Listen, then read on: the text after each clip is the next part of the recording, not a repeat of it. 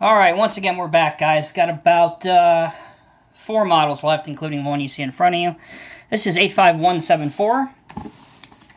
Part of their core classic series once again.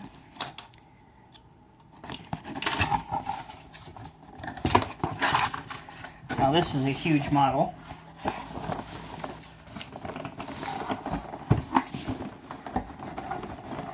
We're going to let gravity do her thing here. Help us out.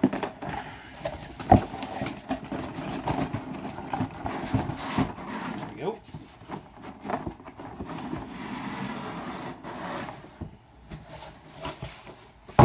Okay. So here is the 793D. So some of you may be thinking, okay, well, I watched the unboxing and review of the 793F. What's the difference? This one, aside from being a different letter, of course, naturally, this one has a different type of bed. This is much more suited for coal rather than rock or things like that. So that's why it's got that fatter bed. And we'll take a look at that here in just a second.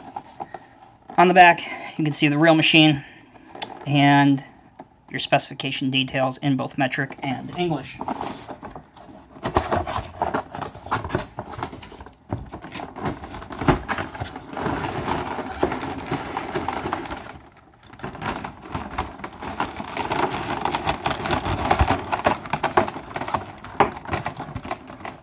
These 2 boxes out of the way.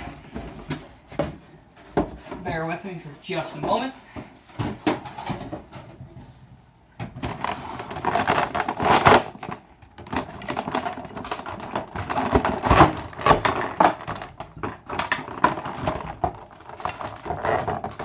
Alright. So the big girl is set loose. I don't know why they feel necessary to put all this stuff on there, whatever. Anyway, the wheels have a slightly more aggressive tread pattern than the Norscout one had. They also have a greater range of motion. Look here on the back. You can see the rock deflectors, just like on the F version. There is suspension travel on the rear, which looks good. Over here you got your 2 exhausts. You have a mirror. Up here, of course, is how the operator would access excuse me, how the operator would access the operator's cab, climb up the stairs, and go ahead and take this off here. So even when you unbox the box from the original outer shipping box and then onto the other box, and then you finally get it out of this box, you're still not done.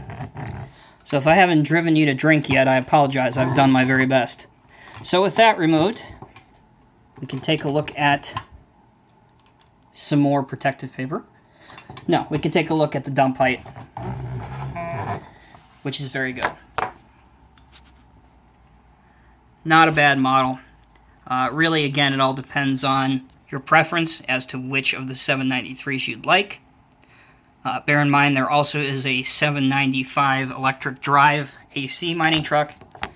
As of this moment, I do not own the Diecast Masters version of that model, so I can't compare it to these two, but it is obviously going to be slightly larger. So there's the 793. Allow me to get all of the innards, if you will, out of the way.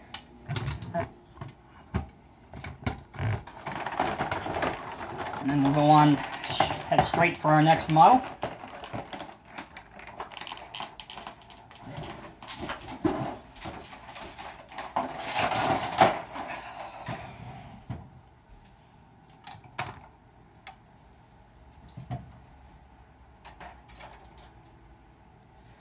Okay, next up.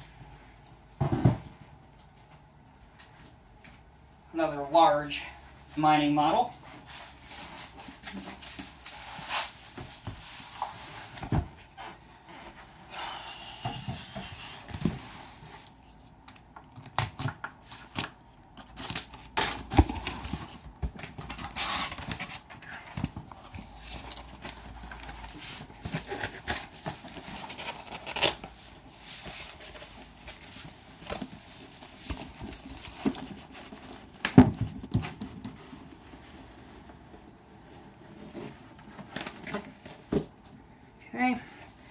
And again, not to sound like a broken record, this was also originally released by Norscot.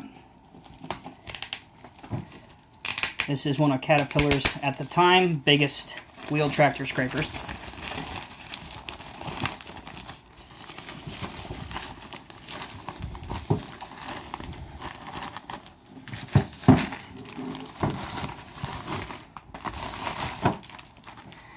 There it is. Cat 657G wheel tractor scraper, made in 1/50th scale. This is a very long piece.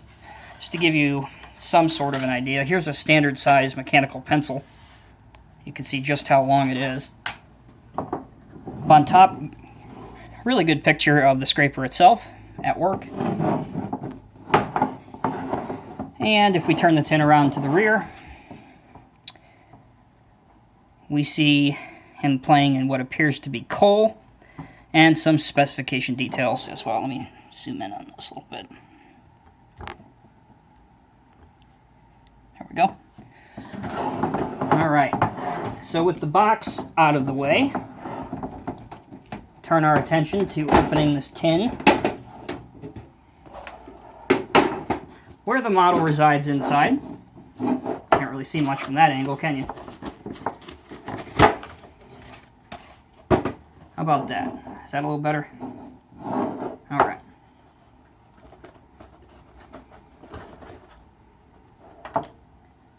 So, for you new collectors who are just getting into the hobby, do not ever throw your boxes out or your cases that your models come in, because if for some reason you ever need to resell your model, or you choose to buy something else, the value of the model depreciates severely if you don't have its original container that it came with. So keep that little tip in the back of your head for those new to collecting scale models. Alright, onward with the scraper. Very good looking piece. Really like how it looks. Not much has changed from the Norscot version. And that's a good thing, because this was actually one of the better Norscot models made in 1/50 scale. Here is your bowl opener, like that. It'll go down that far. Your ejector is also in there, which functions. But the really cool part about this particular scraper is almost every collector I've talked to that has owned this, other than me, bought at least two. You're saying, okay, well, why'd you buy two of these? Because of Caterpillar's push-pull system, this bar right here. So if you have another scraper, which, well, those are elevating scrapers, that's not going to do us much good. Anyway, if you have another bowl, pan, or standard scraper like this would hook over the back end of this, right here. And the idea was to speed up productivity, and also should one get bogged down in its material, they would use, instead of using two engines, they would have 4 times the amount of horsepower with an engine in the front, engine in the rear with 2 different scrapers. So, again, interesting tidbit there. Very good model, highly recommended. And if you have the means, and if you are a working adult like I am, who's working 2 jobs, pay your bills, and then definitely get this. Very, very nice model. All right. So let's get Big Hoss out of here.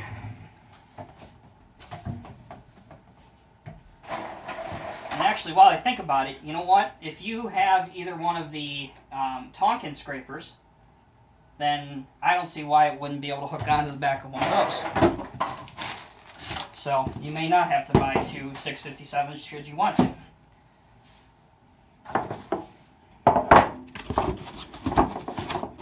We are almost done, guys. Down to the last couple models here.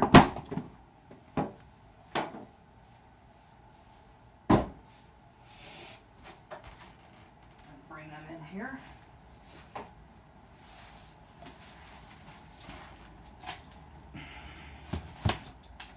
Alright, so both of these are going to be Highline Series, and both were former Norscot models. This one looks like it's seen better days for whatever reason. I know exactly what this one is, and it was one of my favorite Norscot models. And when I recently had to sell a lot of my collection, this was one that I did not sell. So I actually have the Norscot and now the Diecast Masters version of this model.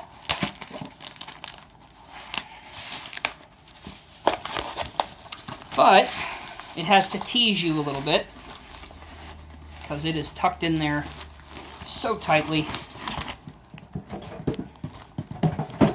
But here we go. With that removed, here it is. It is the Caterpillar 374DL hydraulic excavators, one of CAT's biggest excavators. This is an ME machine, as you can see from the shortened and fatter stick. There is the Norscot version. And here is a picture of a high quality finish and of the machine itself.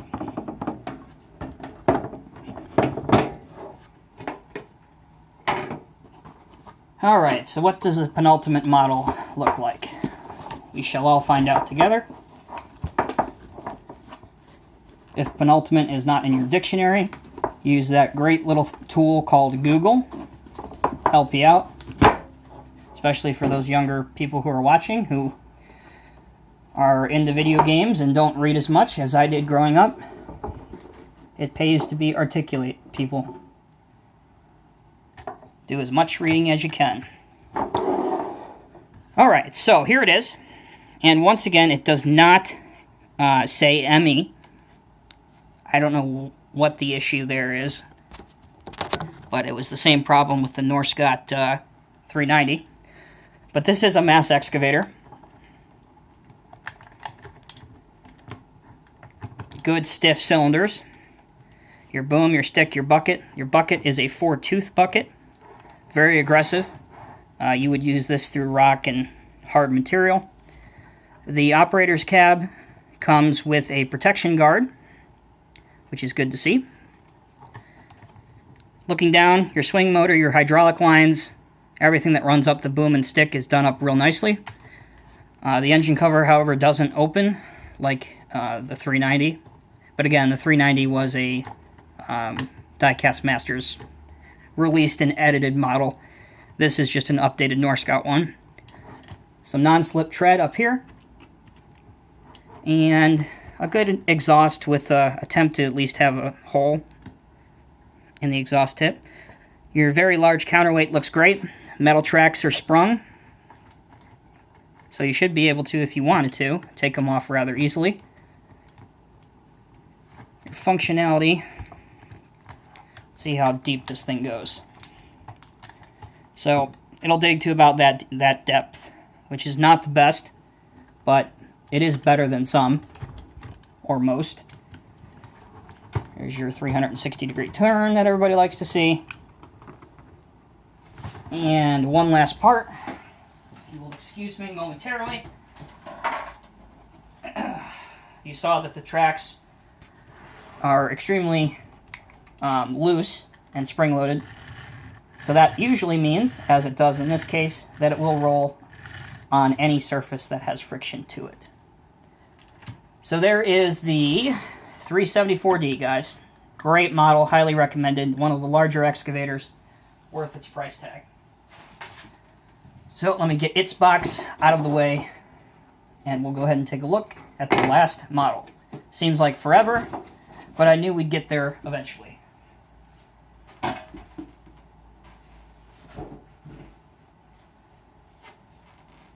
Okay, get him out of here.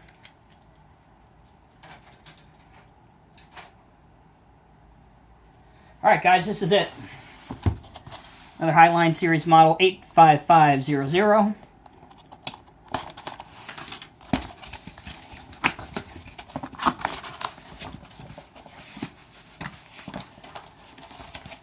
So the theme I've kind of been doing during these series of unboxing videos is trying to answer your guys' questions that you submit to me the most.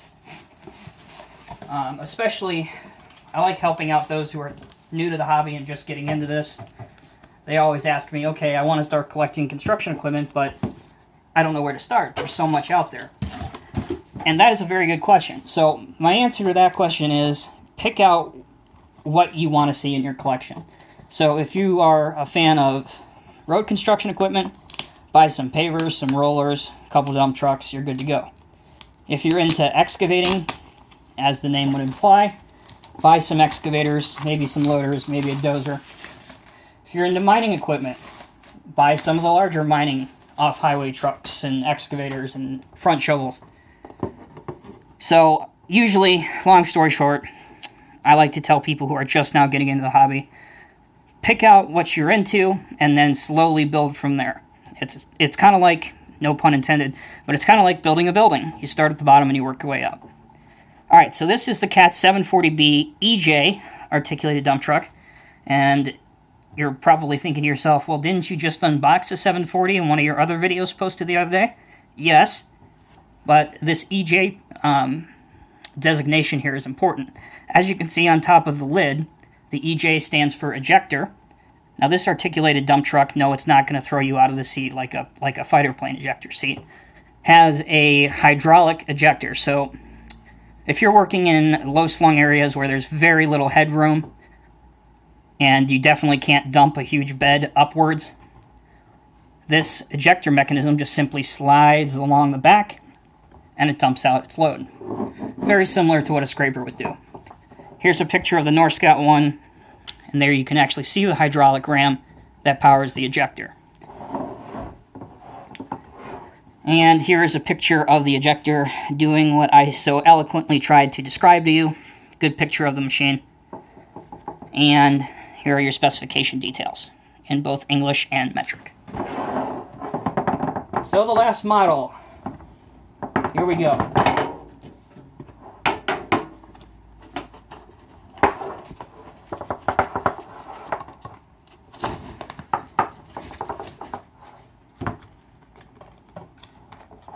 There it is, sitting snugly inside.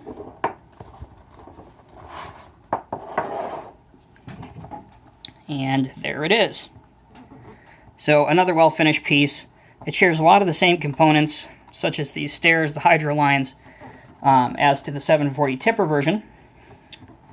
The articulation point is still good. The wheels have a good tread pattern on them. And the tires have a good tread pattern. The wheels have good bolt detail on them. Looking underneath, you can see the amount of movement and oscillation across the front axle. The idea being that this truck can get over some pretty rough terrain. So let's demonstrate the ejector mechanism. You just go ahead and pull on this, and you can see the 3-stage cylinder. Drop the tailgate. Here we go. And the ejector mechanism would push its load out all the way to the end. So very cool and unusual style of dump truck. One that I typically don't see very often where I live, but I have seen them before. Pretty cool machines. And Diecast Masters has certainly updated the North Scout 1 with all the latest and greatest little details. So as always, guys, thank you, and a huge special thank you to everyone who tuned in through all parts of this unboxing and review. I hope you guys enjoyed it. If you guys, as always, have any questions, please feel free to contact me either on the Diecast Emporium Facebook or Instagram page or directly here on YouTube. I'm pretty accessible, so ask away. As always, guys, thank you for watching. Be safe, and we'll see you in the next video. Take care.